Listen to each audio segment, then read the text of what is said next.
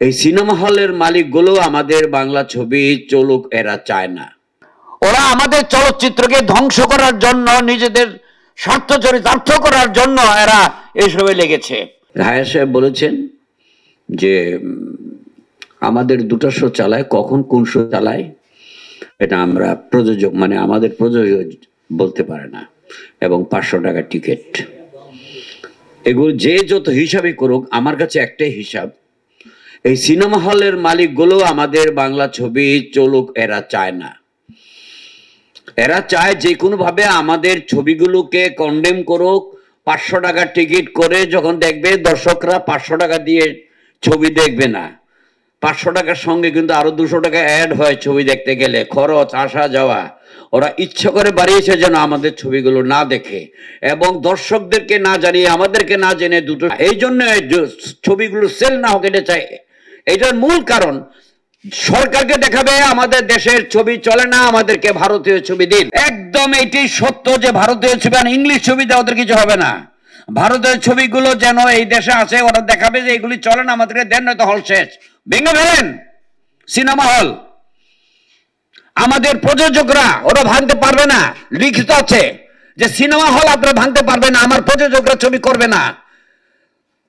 আমার প্রযোজকের 1-2 লক্ষ 80 লক্ষ 1 কোটি টাকা তার পকেটে থাকলে ব্যাংকে দিলে সেটা যে টাকা দেয় সেটা দিয়ে ভাত খেতে পারবে, ছবি করার দরকার নাই। কিন্তু তোমরা সিনেমা হল ভাঙতে পারবে না, দাসকর দিয়ে রাখছো ফ্রম ব্রিটিশ পিরিয়ড, এখন পর্যন্ত সেই আইন চলছে। আমরা ছবি বানাবো না, কিন্তু তোমার হল, ওই হল খালি থাকবে, ওখানে কিছু করতে পারবে না।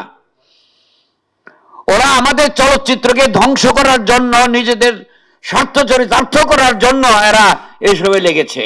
এখন আমাদের উচিত, আমরা এখানে যারা আছি, খসরু সাহেব আমাদের 18 সংগঠনের প্রধান কর্তা, আমাদেরকে উনি নিয়ে মন্ত্রী মহোদয়ের কাছে আমরা যাব, এবং শুধু মন্ত্রী মহোদয়ই না, মন্ত্রী মহোদয়কে বলে আমরা যদি প্রধানমন্ত্রীর কাছে না যাই কিছু হবে না।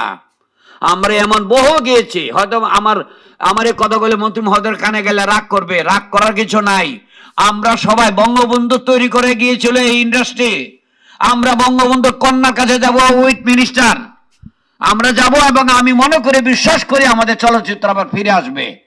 আমরা এখনো বলি রাগ করে চলচ্চিত্র শেষ, নো, শেষ হয় নাই। মানুষ এখনো ছবি দেখে, 500 টাকা দরকার নাই টিকিটের।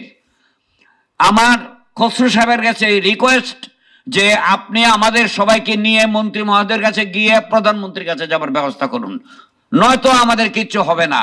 আর এখানে আমাদের যে সাংবাদিক ভাইরা আছে, আপনারাও আমাদের জন্য কথা বলবেন, কারণ আমরা যদি চলচ্চিত্রের সাংবাদিকতাই করেন আপনারা, আমরা যদি চলচ্চিত্র নির্মাণে যেতে না পারি, তাহলে আমরা কি সাংবাদিকতা করবেন, কি লিখবেন, কি বলবেন? আপনাদের বলার কিছুই নাই। আমরা যদি থাকি তাহলে আপনারা আছেন, আর আপনারা থাকলে আমরা আছি। আমরা কিন্তু কাজ করব, আপনারা আমাদের পক্ষে বলবেন, অন্য কোথাও যাবেন না।